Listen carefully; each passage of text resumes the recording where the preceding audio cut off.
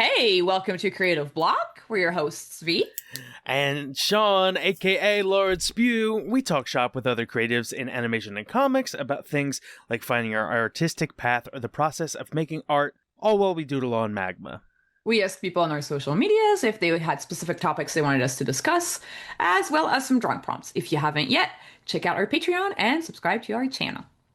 Today we have with us Bree Paulsen. Welcome to the show. Hello. Hello. Hi, Bree. It's so exciting to have you on the show. You're a comic artist. I am a cartoonist. I write and draw comics. I'm going to ask if you've always wanted to do comics. I've always liked comics. I didn't read them that often as a kid. I read what I could, in the funnies or Poser. No, I'm just kidding. That's a great way to just meet someone just automatically. Okay, well, bye. First sentence in, call them a puzzle. No, I get it. I mean, do you read more comics now, or is it in general? Is there a separation? Yeah, I have a full bookcase next to me that is just graphic novels. Yeah. But yeah, I never got into cape comics, what you would expect with comics, cape comics and stuff. Yeah. But I wanted to make a webcomic at one point, and then that one didn't happen. And then when I was in college, I started another webcomic, and that's the one that kind of kickstarted my career. Is it Patrick the Vampire? Yeah. Yay! That one's so fun. It's really, really fun. What did you go to college for? I studied animation. So, It's so funny because for people who listen to Creative Block a lot, they know that I'm the comics person on the pod, and I'm I just want to make comics all the time, and I ended up in animation, so I'm the inverted version of you. Yeah, and I'm one of us. Yeah. No, it's actually been a long time since I've been paid just to animate. I'm mostly storyboard now, but which is kind of comic. I mean, it's not totally comics, but it's closer to comics. Yeah. Mm-hmm. A lot of animation education has crossover with comics. You do your own viz dev, essentially. You have to do backgrounds. You have to do acting. Well, so was that your entry point into comics, starting to do storyboarding stuff, or was that a separate interest that grew? So yeah, I was just about start my webcomic right before my senior year in studying animation. So I was animating a freaking short film and drawing a webcomic at the same time. That's crazy, by the way. That is so much work. That is, and it was mostly just became obsessed with the characters and just had to draw all the things. So, yeah. Wait, how did you publish at the time? Can you tell us a little bit what was the landscape like of webcomics? What did the internet look like at the time? So Patrick started out as just a thing on Tumblr. So they had a template that was specifically for webcomics on Tumblr, and I used that, and then it ended up being part of Hiveworks. They still host it, even though it's currently on hiatus. The webcomic, or the webcomic, yeah. Mm-hmm. Just go put garlic right there in the corner. Well, so when did you? How long were you balancing these two things, and at what point did you decide to switch from one to the other, or do you still do both? So graduated college, tried getting work in animation, didn't get work in animation. Was doing various work part-time here and there. Still doing webcomic, doing conventions, and then I was invited to be a guest at San Diego Comic-Con in 2019. Oh, very cool. And I was just like, oh, okay. So maybe this is the thing. Maybe this is the thing. Mm-hmm. And I had some friends who were like, this was about when big publishing houses were getting into graphic novels. So I had some friends who were pitching to have graphic novels made and stuff. So I threw together a pitch for Garlic and the Vampire. Really lucked out and noticing there was a pitch event happening on Twitter. And so threw together a little mini pitch to post on Twitter, and then I got an email from my now agent, and it just kind of went from there. Can you talk a little bit about the pitch that you did? Were some of the I mean, obviously you were new to it, but what did you focus on? How did you approach it? Because it obviously worked, at least in some capacity, right? Yeah, so publishing a graphic novel is actually pretty similar to like how you would pitch like an animated series, where you make a pitch packet and you kind of cover the beats of the story that you want to tell, and then you have character art that you, so like they know what the characters look like, and you just grab who they are. Mm-hmm. And then you have some pages, some sample pages. So I just happened to have one sample page when I did the pitch event on Twitter, which was PitMad, which is Pitch Madness. Mm-hmm. I don't think it happens anymore, but I know there's a movement to get pitch events back up and rolling, like especially over on Blue Sky, since most of creative fields are moving over there. Mm-hmm. Yeah. So like you have all that. Then I had my agent, and she helped me make my pitch what it needed to be in order to be submitted out to publishers. And Garlic got picked up pretty quickly, so wasn't on submission for that long. How would you describe the difference between the pitch that you posted on Twitter at the time versus the one that came to be the final version that you put together with your agent? It didn't change that much. There's a vampire, obviously, in Garlic and the Vampire. Mm-hmm. He originally was going to have, like, actual sheep on his residence that he, like, fed off of, and then, like, use their yarn, their wool to make yarn and make stuff from that. But then we just made him more of a vegan vampire, and it fit more thematically in with, like, the vegetable people and stuff, so. That's cool. And is there anything in the format? Like, so you changed some of the ideas, not that much, but did anything in the formatting of the pitch change? No. I mean, like the sample pages that you use in a pitch, like they're never gonna be the actual pages that you use in the final book. Because when you go, I'm trying to think. I did have a full script attached to my pitch packet, so stuff got obviously edited because an editor picked it up and they would have notes. That's awesome. That sounds like it went pretty fast. It did go. It went extremely fast. Like we were only on submission for like a month. That is fast. Wow. Yeah, it was really fast. What helped was my webcomic. Editors already knew who I was. So that really helped. Do you feel like Hiveworks, the platform Hiveworks, helped in you getting recognized? Or do you feel like it was just Tumblr? Tumblr got a lot of eyes on your work? I think it was more me actually being at shows, like conventions and stuff. Like, because editors, especially since I did a couple shows I did one show on the East Coast, like, consistently. Mm-hmm. The professionals who work in the publishing industry walk around those events.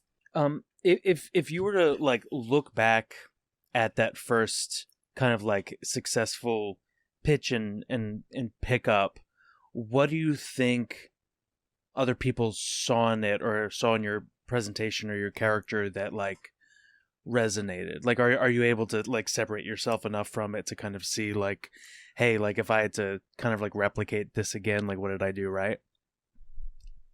Oh God, I don't even know. Well, no, I mean that's a loaded question. I don't even know how much you think about that, but I think about this stuff all the time, and sometimes I like to think back at like, okay, like why did people like that idea that I did? I keep accidentally making a new tab. I need. Don't know how to rotate in here. It's fine. Oh, I think I found it. Nope. Okay, that rotates the entire screen. It's fine. I'm just gonna move you over here. There you go. I want to draw another girl like that. Nice. Sundress. I forgot what the question was. What do you think if you were to think back on your pitch about specifically garlic? What do you? Yeah. What do you think was like the draw for people? I don't know. I mean, I'm trying to remember what my editor, who I've worked with all my books. I don't know, like people praise like the anxiety representation with garlic. There's just like a lot of little things that like kids love spooky things. Kids love like little guys. Yeah. and there's no stupid answer. That I mean, sometimes it's as simple as that, and that's the kind of answer that I guess wanted to hear, especially because you were working with an editor. I'm figuring that you might have had things echoed back to you, like this is great and people love this kind of thing right now, and it's whatever, you know. I think it'd be easier to talk about my third book when it comes to that, because like that was the one, the Firelight Apprentice. Because there were definitely things in that book where I'm just like, I'm gonna put this in the script. We'll see if it stays. Oh, it stays. Okay, cool. We can go here. Cool. Because some pretty dark subject matter like gets brought up. And like there's some pretty scary things that happen like on the page. Mm-hmm. So it's like one of those things. Like I think the note toward a specific thing that happens toward the end that's like kind of really disturbing. And by the note from my editor being like, "Oh, kids are gonna love this," because it's like like kids love scary things. Like I'm friends with Trevor Henderson, and he has some middle grade books, and like I read the first one, Scare Waves, and I was like, "This is a middle grade book," and it gave me a jump scare. Like, man. Wow. like this is like legit High praise. pretty terrifying like imagery in this like little horror novel for kids. For people listening, I just wanted to say Trevor Henderson is really famous also for creating a Siren Head, the creepypasta. Yeah. I was just gonna say, like on the opposite end of that, when you're coming up with a new idea, how do you know this is the new idea that I want to dedicate to a comic? Is it a gut feeling? Do you lead with story? Is it like you draw a character and you're like, whoa, this is the thing? Like, how do you know? Oh my god. It's really hard because I have too many ideas. I legit like had to send a list like after, as I was finishing up on Garlic and the Witch. I wanted to like have something already like in development to pitch in case like my editor wanted to do more work with me. So I like literally sent a list of story ideas to my agent, and I was like, please help me. Because she has more insight into the industry than I do. And can tell me if like, nope, this is gonna be weird one. Like, oh, like there's too many of these already like in the industry. I had like tweeted that like I want to do a adaptation of Dracula, and she like literally was just like, Bree, we have to do it. Like, what do you so that was part of the 2-book deal for Firelight. The other book, which is what I'm working on right now, is a adaptation of Dracula. Wow, that's so sick. That is so cool. with Garlic, were you thinking of doing more than 2 books? What was the deal like? Was it like a 2 book deal? Was it like a 1 book deal and then you did another one? It was a 2 book deal. I originally pitched it as 1 book, and then when you go on submission, like, oh, like, are you open to doing sequels, and or like to having this being 2 books? So like we made it 2 books because that's often what publishers want, so that they have like a little bit more than just that one, especially at that time when publishers were just trying to like get a imprint filled out with graphic novels at the time.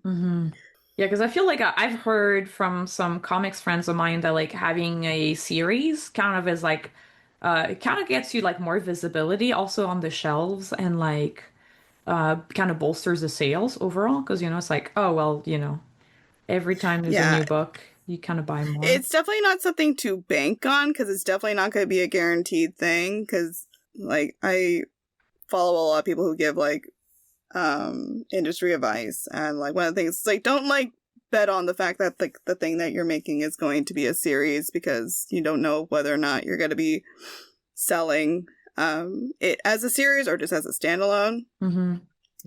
That's that's tough, like having because because you come from webcomics and then you went into print. How is that transition for you? Because, and I'm asking because I do webcomics and you get instant feedback.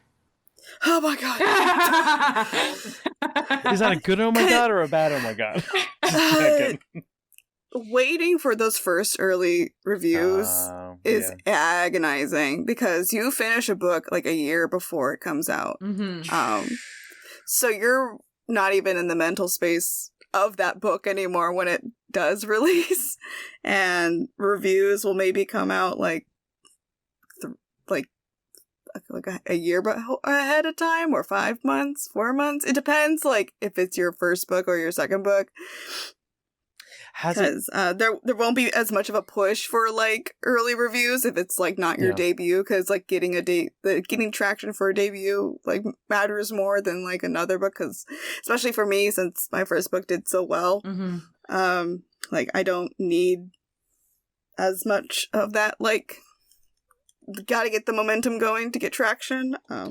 So if you're in a different headspace, is there another side to that where if the reviews are kind of rough, are you a little bit separated from the idea because you're already on to another thing? Or like, have you encountered rough reviews, and how did you deal with that? They say don't check Goodreads or Storygraph for a reason. I mean, I've come across some reviews,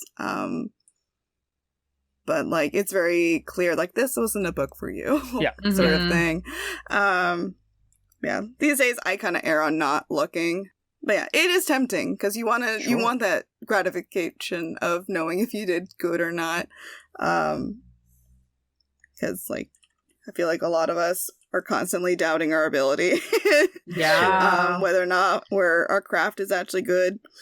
But yeah, I need to make her head bigger here. That makes sense. Yeah. And I was asking you also because I was wondering, like, how do you deal? Because like working on a webcomic, getting instant feedback from the readers, it's so nice. How did you kind of like deal with just being kind of in the dark for so long? Like emotionally? I mean, I guess my webcomic kind of like prepared me for that, because like Patrick wasn't ever huge. Like it had an okay following, like there were consistent commenters, but I definitely like wasn't getting like, it wasn't as much of a differential in okay. So because I mean it is like kind of like, I mean I guess your editor would kind of like give you feedback and stuff. I get feedback from the editor, which is always nice. Like yes, there's like notes to like what to change, what to clarify and stuff, but there's also just like, oh, like this is good, or I'm always interested in talking about how people deal with reviews, whether they listen to it or not, because in my line of work everything is very immediate. So basically I could work for 3 months on something I'm really excited about, release it, and then all that day people are like, this sucks or whatever, and like just immediately you're like, ah! So the interesting thing about working in print, it sounds like, is that you have this a little bit of a removal. You're able to not see it a little bit. Yeah, like I won't see reviews unless I'm like tagged in them, and people are usually pretty good about like not tagging you in the bad reviews. Sure. Sure, that makes sense. Yeah, it's always nice when I get either like DM requests or emails or just like comments on things, like saying nice things about the books that I've made. I get a lot, but like I get a fair amount of messages from parents who are like, my kid like really struggles with reading, like it's become a really big confidence issue, but like they were able to read your book like cover to cover, and it like really helped them like feel better about reading, which is like makes me really happy because I did take a lot of time and effort to make sure it was approachable and accessible, like with the way I like worded things and like the way it's lettered. Because I was that kid. I struggled with reading. So, can you talk about the specifics behind that a little bit? Because I don't think that's ever been something we've really talked about on Creative Block, like specifically trying to make your writing more approachable for younger readers or people that struggle with reading a little. Like, what do you do? Yeah, how do you think about it? One thing is that, like, it's a comic. It shouldn't be overwhelmed by text. Like, I mean, obviously, like, depending on what your goal is with the story and stuff, I try to make the visuals carry the story a bit more than the text. Like, obviously, there's dialogue, but I'm dyslexic, and I know that when you are given, like, just like a gigantic bubble and it's just like all the text and scary, you can't keep track of what is actually being said, so I try to make sure that everything's kind of broken up, like there's natural breaks in the dialogue into different balloons so that things don't get overwhelming. Yeah, and just like from a graphic design standpoint, kind of like having some variation in like the lines so that it's easier to track which sentence you're reading and stuff. Yeah, just like little things. It's really cool. Do you ever think about the type of vocabulary that you use? Specifically, have you ever like rewritten dialogue? So like thinking it's usually a note from my editor. Be like, this is a little bit too big of a word for this audience. Can you think of a word that you had to take out? Oh, I can't remember. Okay, no, all good. Sometimes something sticks out. No, but I get it. I'm like, it was 5 years ago. Sure. How is it like balancing the financials of doing comics? Because everything that I've heard as a kid who wanted to do comics was like, don't go into comics, there's not enough money in it, like you're not gonna make it, kid. So for you as a professional comic artist, how would you kind of like break down your budget, your finances, and all of that? Well, let's just say I wouldn't be doing this if I wasn't living at my parents'. Hey! So nice.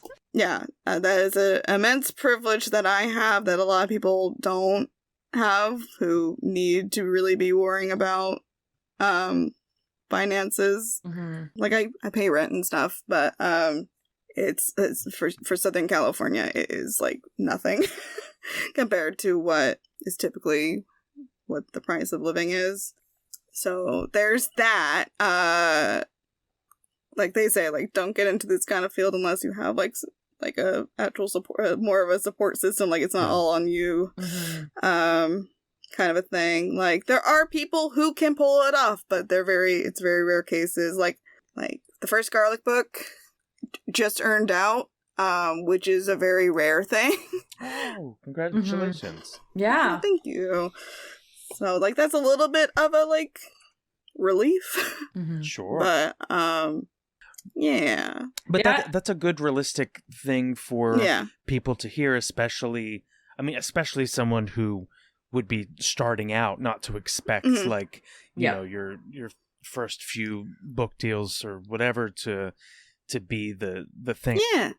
I'm going to start peppering in a couple of questions from our listeners because we have Puzzle Glum asking, what's your advice, tips for artists who want to make a living with their own original comics, published as graphic novels or otherwise, but have no idea how to get there, especially for those of us who want to both draw and write their own comics? So, like, the indie scene is pretty big, I feel like. But if your goal is, like, more trad pub, then definitely get an agent, because they know a lot. And refer to it as trad pub in front of the agent, because that means that you've been in the biz for a little bit. You know. I know what this traditional publishing for everyone. No. But yeah, like I already explained, like, you kind of make a pitch document, and then you would query agents to, like, hey, can I please have representation? Would you like to represent my book? Would you like to help it sell? And that can take a while, depending on how everything is. What's the best way for someone who doesn't have representation to go about trying to get it? Because that's the question that I feel like so here's ask me so there's a website called Agents. Oh god, my handwriting. There's a website called Agents for Illustrators. That seems too easy to be true. Is it a trick? Will they just steal your information? My friend Nyla helped make a directory of agents who represent people who want to get into graphic novels, but also, like, if they just want to illustrate, like, picture books and stuff. So, like, there's a directory there, and you can see, like, where, like, what specific demographics and genres agents represent, and it's a good place to find agents to then query to. And I think there's also, like, tips on, like, how to query what, and usually an agent will have, like, this is the stuff that I'm looking for if you're seeking representation. I said that earlier. People are trying to bring back pitch events on Blue Sky now that, like, Twitter isn't really the place for that anymore. So there's that. And then, like, yeah, like, there's always the tried and true, like, have a Patreon and stuff. There's a pretty big, like, comic scene for, like, at least selling, like, digital comics, like, on itch.io, which I know a lot of people associate with games, like indie games. But there's a lot of people who sell comics there, especially since you can get away with all age demographic content. You can have like, because a lot of places do not allow the more spicy stuff anymore. Yeah, because Ko-Fi or Ko-fi, I never know which you can't lock not safe for work on Ko-fi, so you have to go to Patreon for that. Yeah. And then Gumroad recently had a not safe for work kind of ban. No way. Yeah. Well, it makes sense because of the credit cards. It's like yeah, because it's like the slippery slope, whatever. That's how they kind of like what's the word? Like that's how they justify it. Is like, okay, well, it's like it's too much work on them to keep the platform free of like crazy stuff. So that's why a lot of the time they just go full on no. So lame. Yeah, so Itch is the place that will let you post that stuff and sell it. And what's nice about Itch is that people can like leave tips. So if they really like the thing that you made, they will give you a tip. Oh, that's cool. That's awesome. Do you so you said originally you weren't like reading as many comics, but now, especially Cape comics, I get it. I've never really been into. I don't think I've ever. I'm trying to think if I've ever read a Cape comic, but I don't think I even have at all. Like the closest I think is like I grew up with like we just had like the Marvel directory of like all the heroes and stuff, and then like Drawing Comics the Marvel Way was a book that I grew up with in the house. That's so funny. But we never really had comics. I think I read the first Dark Knight because we just have it in the house. But yeah, like I think the first kind of comic not series, but like anthology was like the Flight books, which I don't know if people remember anymore. These were like comic anthologies with a bunch of different original stories. And like, yeah, I have a bunch of peers whose work I have love manga. Like finding like the genre, like the specific stories in manga really helped me actually finally dive into reading manga. So what was your entry point into manga? Let's see here. Like I had like a couple that I read as a kid, but I think the first series that I really got into was Witch Hat Atelier. Oh yeah. I keep forgetting that it's getting an anime and that's coming out this year, and I'm very excited. It's so beautiful. I need to like read it. People have been recommending it a lot. It's really good, and like when you start realizing like where the story's going, it's like, oh damn. Oh my god. Oh my gosh, I can't wait. I was gonna ask you also, garlic is more like on the website it says like 7+ for the age, and for Firelight Apprentice you're kind of more in a little bit older age group. How is it like for you writing for one age group and then going a little older? Like, and what were the things that you changed in your writing?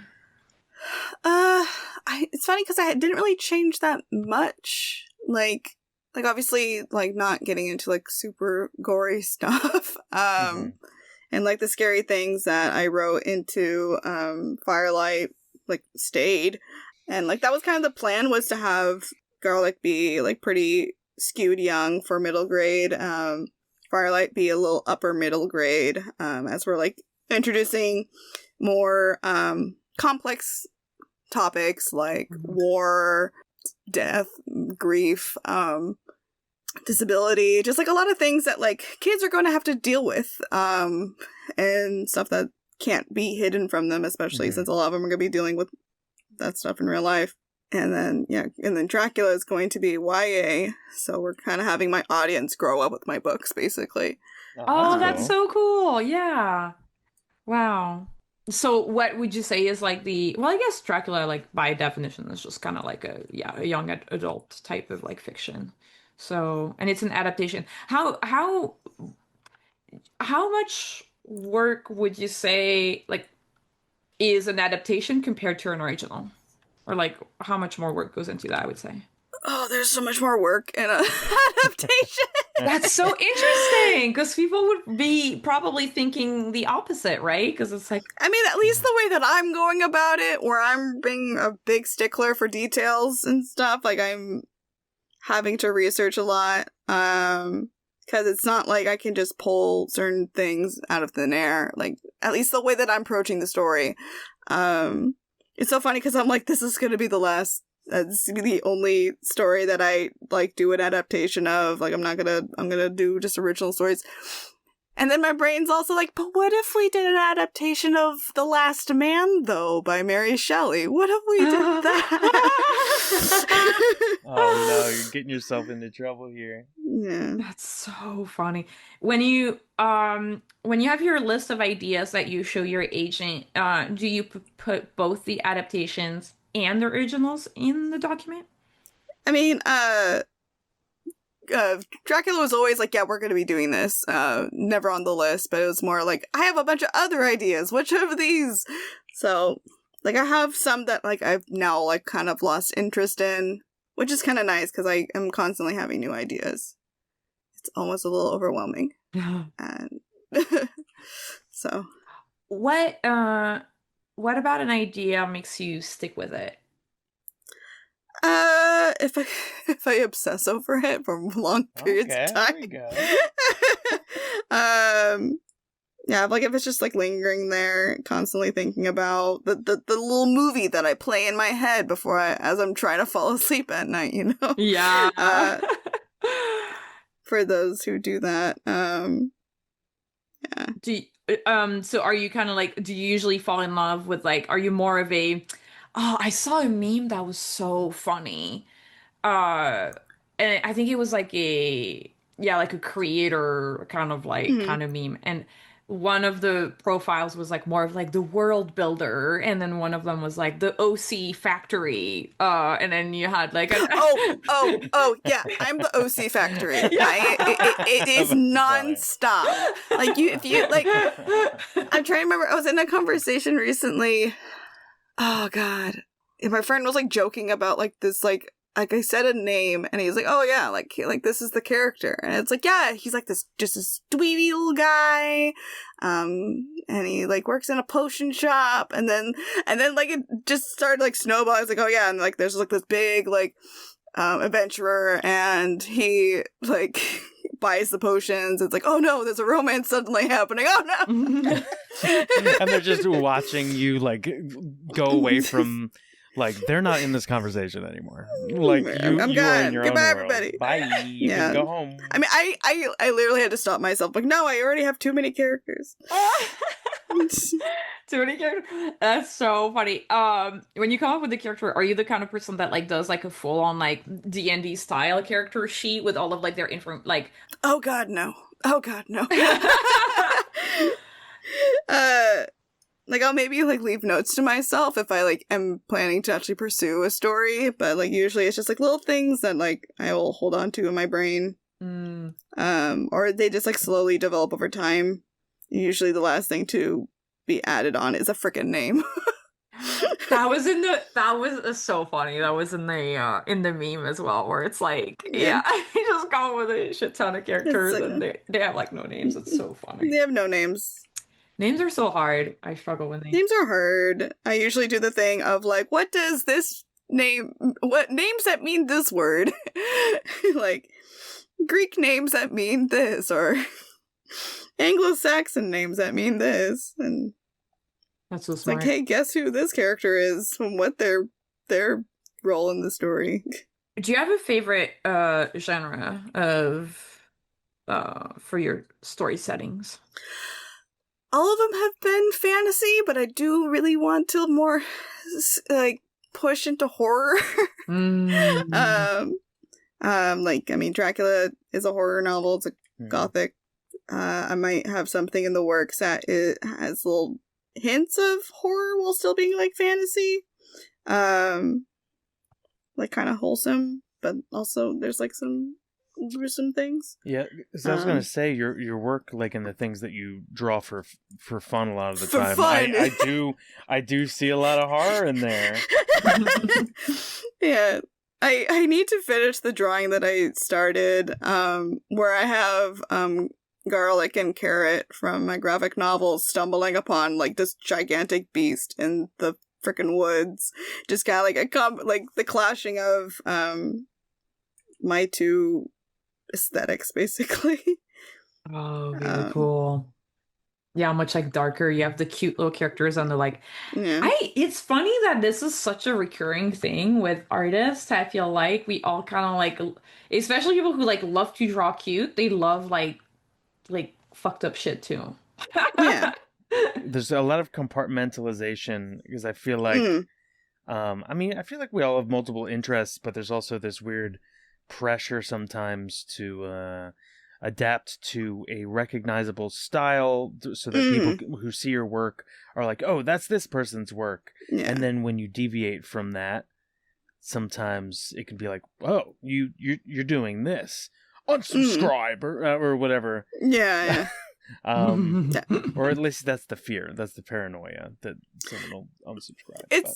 it's funny because, like, I've always drawn, like, weird stuff, like, weird kind of horror-leaning stuff, but, like, not as much as I ever, like, actually desired to. And I can't believe I haven't mentioned FromSoft at all during this time, because now, like, getting into those games, like, kind of really reminded me that, like, oh yeah, I love, like, this really weird, dark kind of fantasy stuff. And so, like, that's why, like, my personal art has skewed that in that direction so hard, at least within the past couple years. And, like, it's definitely something that I, like, want to infuse more into my work. That gets published. But it's hard to do stuff like that for kids. Yeah, I mean, it could work. I mean, like I mentioned earlier, Trevor Henderson, kids love his work. Like, and his stuff is scary.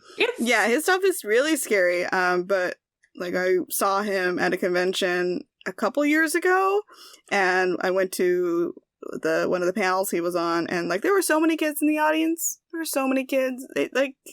Kids have always loved, like, spooky things, Goosebumps. Like, I was one of those kids. Like, I've always been obsessed with Halloween. Hell yeah! Like, I'm just drawing green onions over and over again. Okay. Like, these are my default doodling things: skulls, and then just like various alliums and mushrooms. Mushrooms are awesome. Do you ever take any kind of, like, side gigs, illustration work or anything on top of doing your comics work? Yeah.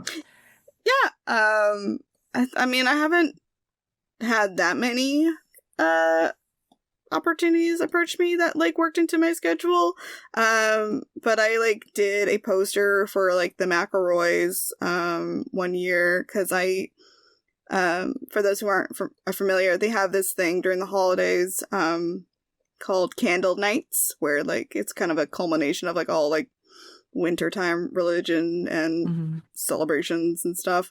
And they usually have a little live show, and they sell a poster and an ornament. So I was approached to draw that, because I kind of, like, had, like, a tiny tradition of drawing a candle knight, like like a candle person in a knight in armor. So, like, I got to draw one with the boys. That's really cool. I am drawing on the wrong layer again. God damn it. I have listened to an almost embarrassing amount of McElroy brothers. Yeah, I'm not embarrassed to say that I listen to them. I'm embarrassed to say how many hours I've probably. Oh yeah. I've drawn listened to a great deal. I've been slacking lately. I just haven't been listening to that many You're slacking? Listen, you have a quota and you're not hitting it. I'm behind. So I mostly just catch the clips that they, like, post on YouTube and stuff. That's so funny. Like, I used to be, like, on top of it, but lately, I don't know. Ever since my app of choice is no longer available on my phone, I'm like, well. What was that? What was the app of choice? Tweet Whatever it was, like, the default, like, Google one on my phone. They're like, we're getting rid of this. I was like, oh, okay. Oh. Was that makes sense. the app you listen to podcasts on? Is that what you're saying? I don't know. It's like, you need to use a different podcaster now. I'm like, or catcher. I was like, oh. Dude, I listen to everything on Spotify. I'm Spotify pilled. Now that they have audiobooks too. But they do this, like, little slimy trick where they're like, you have 15 hours free of audiobooks on Spotify. And so, but most audiobooks are longer than 15 hours. They got you. And no, I feel so every time, and I get, like, to, like, half of the book, and I'm like, I guess I'll have to buy it on Audible then. They're competitors. So stupid. I listen to a lot of stuff on Audible, and they give you a lot of full free books. They do, but there's also, like, book credits. So much garbage, though. Oh, dude. Yeah, but you don't have to listen to them. I use my library card. Oh, library card is so smart, though. Yeah, you can get a lot of audiobooks through your library. I highly recommend using your library. Support your library. Libraries are not in a great place right now. Please support your libraries. That's so true. Check up on your local library. They're not doing so good. Yeah. You can read books for free. You just need a library card. And there's a lot of libraries you can gain access to online if you don't have one locally. Their fatal flaw is you have to go there. Not anymore. Not always. You can download the Libby app and you're able to access ebooks and audiobooks through that. That's usually what I do. I actually have an audiobook on my app right now that I need to start listening to. Hell yeah, library advocacy right now on the pod. Yeah. Hell yeah. That's true. We should support the libraries, guys. Yeah. Because I feel like, I don't know, I always forget. When I was in France, there was like a library that was like super close by that I would just go all the time because it was just like less than a 5-minute walk. Mm-hmm. And here now I'm like, and it's not even that far away. It's like a 15-minute walk. It's like, come on. But I need to like, I need to like resume going because they have like everything. They have like, I need to read Berserk and I'm like, oh, it's going to be so expensive to buy all of it. And then I was like, it's just right there. They have all of it. Yeah. All of Berserk. You'll be surprised what your library has available. Like, I know that, like, some, especially, like, up in LA County, you can get things 3D printed at some libraries. They'll have 3D printers available. That's right. That is cool. Yeah. Libraries aren't just for books and things. You can rent movies. You can rent, like, not rent, but, like, borrow movies, borrow music. Yeah. Libraries are cool. What's the latest book that you've, borrowed at a library? Book or comic or whatever. What do I have? I have the Black Tongue Thief right now on my app. Is it a comic or is it a novel? It's a prose novel. It's the same author who did Between Two Fires, which is like I a very Between Two Fires so much. Yeah. It's very good. It's so dark. I put off reading the end. And then I was flying was it making you cry? Is that why you put off? I knew it was gonna hit me in the gut. I was reading it every night out loud to my wife before we went to bed, and it got to this part where I couldn't finish the page without crying. Yeah. I like couldn't finish it, and so I stopped reading it out loud because I kept sobbing while trying to read it. So I read best on the plane because like there's no other distraction. So I finally was like, all right, we're gonna stop putting this off. We're gonna finish this freaking book. I am so proud of myself for not just losing it like on the plane as I was finishing the book. My friends who were picking me up afterwards, like, I was just like, I'm okay. That book is legitimately one of the scariest books also that I've read in a long time. Like that book actually there's some scary stuff in that book. Like I'm excited for getting into Black Tongue. Elden Ring's kind of my audiobook game because I have played it so much that I can just chill and listen to something else. So I plan to play some Elden Ring and listen to it, which will be very appropriate. Yeah, for fans of things like Berserk or Elden Ring, Between Two Fires is awesome. I'm gonna get that because now I'm intrigued. I don't read very many books, but I did read that. Yeah. Oh my gosh, that's crazy. Yeah. How'd you both of you guys? How'd you pick out books to read? I have people who I follow who have similar tastes, and I usually gravitate toward that stuff. Like I've been getting a lot of good like weird fantasy lit fic kind of things. I've mostly been reading all of one author. Well, some of it is audiobooks. Some of it is reading. Some of it is audiobooks. But I've been reading all of Brandon Sanderson's work, and I'm pretty hooked, I guess, in general. Yeah, some of the books. Been reading a lot of like not a lot, but it's like some translated works. One of my favorite reads from earlier this year is this is a book called Organ Meats. Whoa. And it's like a really weird literary, not necessarily horror, but yeah, there's like some really gross stuff in it. Like these two girls pretend it's like they're pretending to be dogs, but at the same time, like there's like kind of a folklore feel to how they're supposed to be like descendants of like dog women. Is this a fetish thing? There is some other stuff in it that is a bit more. It's just, yeah. Maybe. It's like a question mark, maybe slightly. By Ming Chang, is that the author? Yeah. Yeah, okay. Yeah. And there's another that's also a little weird. I know that this one's from a Korean author, Walking Practice, which is about an alien shapeshifter who uses hookup culture to eat people. Oh, that's cool. That is cool. I think that's like that's so real. Yeah, it's very good, very like queer. Dolki Min? Yeah. That's cool. I feel like I don't really like the way I pick books is so boring. I'm just like, I just go through like whoever won the like Nobel Prize or like Booker Prize or whatever, or like Pulitzer or whatever, and I'm like, okay, do I want to read this? I mean, that's fun. That's fine. I mean, it's just kind of going down like a list, but then like, yeah, you don't really know what you're gonna get in terms of like, because it's like, yeah, well, I get all of my books from lost treasure hunt geocaches that I have to search down and decode with my decoder ring. Like, I mean, yeah, that's fine, dude.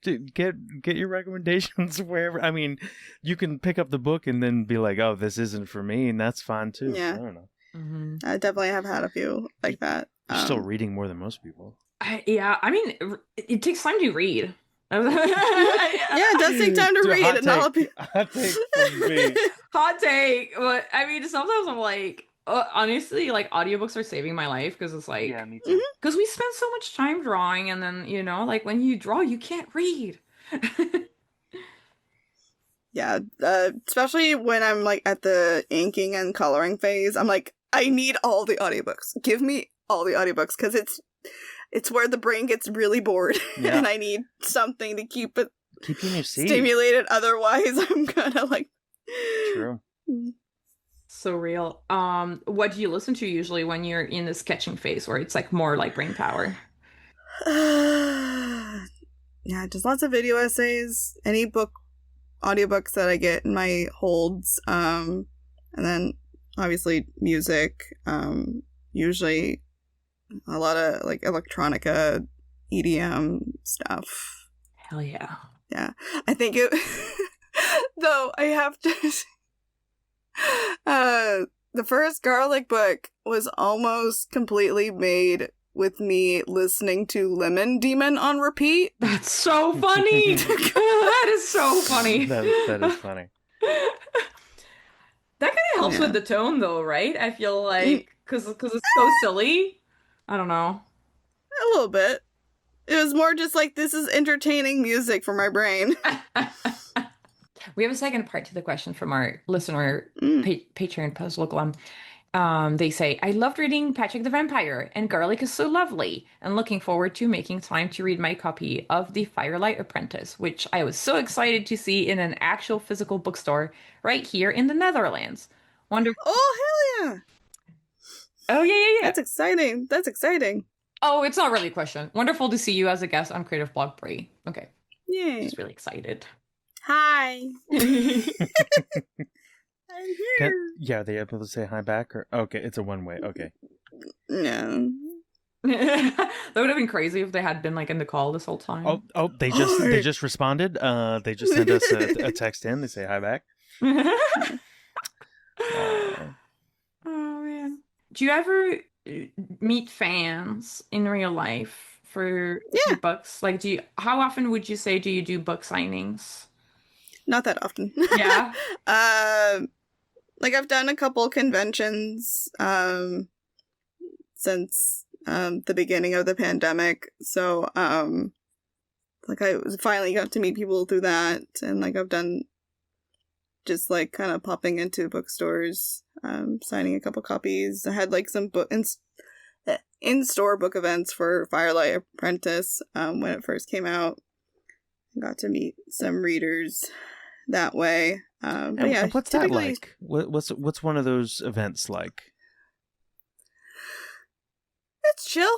Just like having like a nice little conversation and people are listening in. It's very, very like podcast interview vibes. Cool. Like it's basically like this. And then like there's other people just kind of chilling. I don't know what I pictured, like whether like you're like reading an excerpt from it. I wasn't sure what it would be. Some people do that where they have like little story time thing. I mostly just kind of we have like a conversation like this. Yeah. Are you the one planning the events for the books, or do you is your manager helping? How do you kind of set up these like signings? I like suggested places. I'm like, hey, these people know who I am. I've been in their stores. We've chit chatted, and that's basically how it worked. Sometimes, because I have a publicist, so sometimes like they get approached by people, or like for like online events. Mm-hmm. How does having a publicist work? Like, for, and I'm asking also for like people who like want to go into publishing and all that. Like, is it someone? Do they take a fee, like a percentage of your sales? Oh no. So I should say that like none of these people I pay. Okay. Like only the agent gets a percentage of your advance, and like that's it. Because like the people who are publicists and stuff, they work for your publishing company. So they're getting paid by the publisher. Oh, very cool. And you can reach out to your publicist at any time. Yeah, I guess. I don't. Yeah. But yeah. No, I was wondering because of the like when you said that like when you set up like when you tell them like, oh, I know this bookstore or this or that, like yeah, it's more like hey, you have the book coming out soon. Is there anything you want to do? Yeah, that's really interesting because how I had a conversation with some friends about marketing their books. How much effort do you feel like you put into marketing your book? I don't put in that much. Really? And you're a best-selling author. Yeah, that's kind of one of the reasons why I don't put it. I'm gonna boost other people's works. I could be talking about my books a little bit more. But wait, how does it happen? Wait, how do you become a best-selling author while not promoting your book? Is it? I mean, I do promote my book. Like usually, like when it's like coming up to the release, like I do post about it and stuff. But so like both Garlic books are independent bestsellers, so they are best-selling at independent bookstores, which means that like they're doing really well at independent bookstores, and that's usually because people are like kind of like hand selling the book to people. Like they were selected for Indie Next, I think it is, which is like books that they really, really like and think are going to be good book. So make sure to have it on your shelves, and so it sells and stuff. That's really cool. Yeah.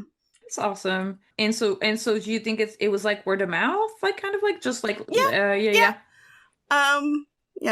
Because like the time that like Garlic came out was when Cozy Fantasy was having a really big moment in the beginning of the pandemic. And like people would post about it on TikTok and stuff. And you said it was having a really big moment. Do you feel like the Cozy Fantasy moment is kind of like ending right now, or like? I don't know if it's ending. It's just being questioned, I think. I think people... Who's questioning? Who's questioning? They gave us names. No, it's hand in hand with the current push right now to be a little bit more sanitized when it comes to what work gets published and I see is pushed. So having wholesome, cozy fantasy that doesn't really challenge any kind of status quo, even though like some of the stuff does. That's interesting because I feel like so if I'm understanding kind of like the implications of what you said correctly, are you feeling like is the push coming from publishing that that they're looking for works that are challenging the status quo more? No. No. We don't have to go into it too deep if it gets a little too tricky. But interesting. You're looking to be more safe. That's what I'm hearing. Yeah. Gotcha. Yeah. We're in a very safe leaning place right now. I see. Gotcha. I get it now. I think. Yeah. It took me a minute because because for me, when I hear cozy fantasy, I think that it's very just kind of like safe, because cozy sounds safe to me. Mm-hmm. But maybe there's maybe I don't know. It's not safe enough. No, it is pretty safe. There's usually some underlying messages in books and stuff and some subtext, right? Depending on the author. Yeah. No more subtext allowed. The nail that sticks out gets nailed down. Yeah. Gosh dang it. Can't ever have anything nice. Nope. It's actually interesting to talk about when you felt that shift. What are your feelings, thoughts, emotions, reaction to kind of seeing that shift happening? I don't know if I have a question, I have an answer for that. Okay. Because I haven't really felt the shift personally. Okay. I've just kind of seen. You're just picking up on some things that are on the vibes. Yeah, I got you. Yeah, and that's not changing at all the way you're thinking about ideas or the things that you want to pitch or anything. No. There's definitely stories that probably won't have a chance right now, just given the nature of the story. Yeah, that makes a lot of sense. Is that why you were also bringing up maybe doing prose? Or is that prose was just no, that's just me wanting one, I like writing. It's also easier. like writing is still hard. I'm not saying that writing is not difficult to all you writers. It's just it's significantly easier maybe not necessarily easier, but it's less strenuous on the body than comics is. Writing is mentally difficult. Comics is people have died. It's not we gotta be real about this. We were talking about Berserk earlier. Yep. Yep. It's a sad story. Yeah, it's just one of those things. We are constantly sitting at desks and we are putting our arm through a lot, and it can develop a lot of issues that you don't really get as much when you're just kind of typing on a keyboard or writing in a notebook. So that's very true. Well, I'm sure that presents a new host of challenges to you as somebody who has dyslexia. Is that what is there a workflow that you use that is helpful, just in case we have any listeners that like the prospect of writing, but maybe have some challenges to overcome? Slowly getting comfortable with challenging yourself, your reading habits, taking on more and more complex work that really makes you have to chew a sentence to fully understand it and stuff. I use accessibility tools nonstop. I use the read aloud plugins on my computer so that whatever I wrote down, I can have it read back to me. And there's definitely no human error coming from me and not missing a completely garbled up sentence that is literally 3 sentences combined into one. So it makes no coherent sense. No, but that's really cool that you're doing it anyway, man. Yeah. It's a fun challenge. And it's like, it gives me a break from drawing, which is nice. Mm. Do you already have prose stories that you're already like tinkering away? Yeah. I've been sharing stuff on my Patreon. Ooh, very cool. How do you handle doing a Patreon on top of doing your comics? Well, I'm terrible at Patreon. Mostly because like I felt like I wasn't doing enough like for the people who want to back me, when the people that want to back me literally just want to throw money at me so that I can keep doing what I'm doing. But I have switched up how I'm using it, where I'm kind of using it as an accountability tool. Oh, interesting. So it's like I have to show progress to show that I am making progress, basically, instead of being like, oh, I have to show them something, but I don't. Yeah.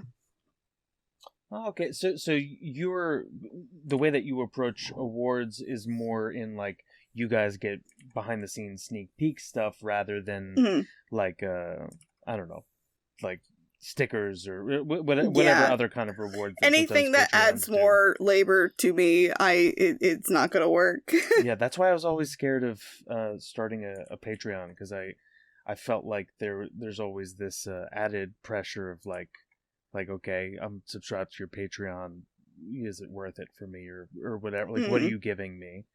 And yeah, I like hearing that take, that I mean you're showing them what's up behind the scenes is that's good enough. Yeah, and like I'm making that stuff anyway, so like it's no additional labor for me. It's just like I have to, the only labor is actually going to Patreon and putting it in there, which can be a bit of a hurdle. If you're neurodivergent, it's just like it's not right there.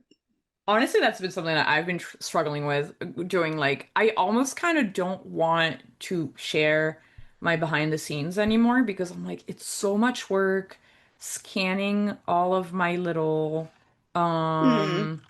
like sketches and this and that and my writing, and I'm like, oh, you know, and I'm like, no, I would rather be like drawing something new instead of like spending this labor kind of organizing it nicely and then doing author commentary.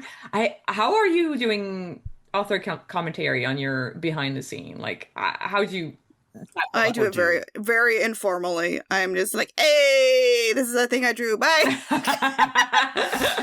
yeah, if I have any insights that I want to share, like I'll share that, obviously, like kind of like get into it a little bit more. But yeah, I try not to put too much like pressure on it. V, it sounds like you need someone to just come and point a camera over your shoulder and like you just like hold up stuff and talk about it, and then that would be great. That's what I want to do. You know what I've started doing recently, when students ask me questions like, hey, you know, like for their like for university or whatever, you know, and they're like, oh, I was part of my thesis, so I need to ask the professional some questions. I never type it anymore. I just kind of like, I just go into Google Docs and do the voice tool, typing tool, and I just kind of answer that way, because I don't know, I refuse to do those unless they're willing to sit in an interview and record it or something. I'm not going to be taking like an hour out of my labor to answer all the questions, to type up all these questions and answer. Like I can talk, but like I know if I'm typing it, I'm like proofreading it, I'm like and right? It's too much. I don't know how much you get this, Bree, like graduates that email you questionnaires to graduate or whatever.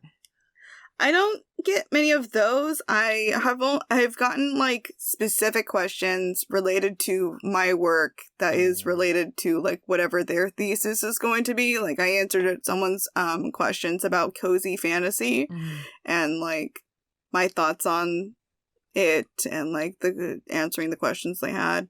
Well, that's so funny though. Like, yeah, cozy fantasy was like it's become such a like its own genre, you know, like very much.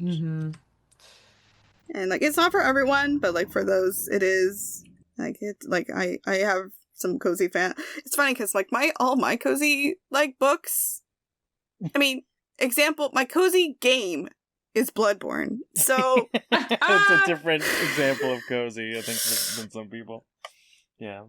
So like one of my cozy books like that I have re-listened to like the audiobook, like at least like segments of, is Someone You Can Build a Nest In, by my friend John Westwell. And like it's about a monster who like meets a woman and is like, oh, I can like use their body as a nest for my eggs.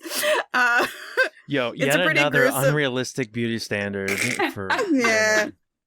But yeah, it's a really sweet but also like pretty gory and horror leaning fantasy story. That's funny. Do you experience creative block? See, the thing is, I stopped viewing it as creative block and more fatigue, because that's kind of where it is, at least for me, where like you kind of like I know that I need more juice, basically. Juice. More fuel in the tank. It was funny because I was there's been this like some things going around online like regarding like AI and writing, where like people are turning to these like not a tool, but they're turning toward AI to like help them break down a story, when like those moments of resistance is the process. Like a story is a puzzle that you need to figure out, and there will be times where pieces aren't lining up as easily as you thought, and you need to forge either some new pieces or find pieces that work better. And like that's like the thing that makes writing very satisfying, is when you finally can get a story to work. And people are kind of going, oh, my writing's getting worse now that I'm using AI. It's like, yeah, because you're having a machine that regurgitates shit. That's so interesting. Write your story for you. Before having that realization now? Yeah. That's so... Instead of having you actually problem solve your story.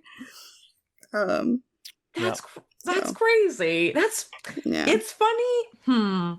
Well, I guess that is the basis of storytelling. Yeah. Somebody has a good idea and then pursues it, and then it blows up in their face, and then they need to find a new solution. Yeah, I mean, like the art is the process. You have a finished product at the end that you can share with people, but like the thing that is rewarding is like working through it, like the struggles and all. And like it's extremely satisfying when you finally like crack a story beat that you've been struggling with, or like just like any like creative thing. Like that's how I feel about de-shelled pistachios. Like like I get a bag of those and I'm like, this is too easy. Yeah, like it doesn't even taste as good because I didn't try to get through all of them myself, and I'm eating them too fast. There's no one that's gonna slow me down. You're joking, but it's so true, though. It is true. You're joking. I'm half joking, but it is kind of true. I feel like it is kind of true, because then you just can like have you guys seen these like videos of cats that will like with their little paws they like grab all of the kibble and like shove it in their mouth? It's just so funny. That's how I feel. I'm out here watching those. Yeah. That's how I feel with a pack of like de-shelled pistachios. Yeah, but I think the difference is the cat likes it. I think the cat likes it and won't regret it. And I feel like, oh, now I've eaten a whole package of spicy dusted pistachios, and I ate so many of them, and it's not even as good anymore. Anyway, I digress. Enough about pistachios. I want spicy pistachios. Those sound good. Yeah, there's some good there's some packages of them you can buy. It's good. And I'm assuming that, I don't know if there's people out there, if it's machines that are peeling them, but it doesn't feel right. It feels, it's like, at what cost, you know? Sometimes the journey is the journey. Wait. the journey is the solution. Very true. You're in it for the journey, not for the destination. Yeah, and speaking of destinations, I believe that we're reaching the end of our creative block here. Yeah. Yes. That's the end of this creative block. Bree, thanks for being our guest and sharing your story. Yeah! Oh, yeah. Do you have anything that you would like to plug, Bree, before we leave? I'm going to be at Lightbox later this year. Yeah, that's kind of it. Dracula's not coming out for a while, so I don't need to promo that. Both Garlic books and Firelight Apprentice should be available basically all bookstores. Like you heard, like someone found a copy in the Netherlands, so yeah. And Garlic has Dutch translation, not Dutch. German translations, and the first book is in Spanish, and I know that Chinese is supposed to be coming out eventually. That's so exciting. So, yeah. And I just want to give a little thank you to our listeners. Follow us on social media at CRTV Block, where we ask for drawing prompts and questions to ask our guests. Huge thanks to our editor Clemens for editing the podcast, Marco for helping us produce the show, and Ibuka for creating the short clips we've been putting online. And if you love our show, you can support us on Patreon. And becoming a patron gets you early access to interviews, access to our Discord community, and we are starting to chop up interviews in the second half that is paywalled, because it kind of helps the algorithm for us to put out like shorter videos. So there's that. What was I gonna say? Creative Block is a podcast that is entirely self-funded. So if you like the work, if you want to hear more interviews, make sure to give us a little like and subscribe and all that good stuff. Yeah, let's just say Marco still has to peel his own pistachios. and if you guys sign up for the Patreon, we can live a life of luxury with packages of pistachios that are pre-dusted, pre-peeled. I've been your host, V. I was Sean. Keep being creative, and we'll see you next week. Bye. Goodbye.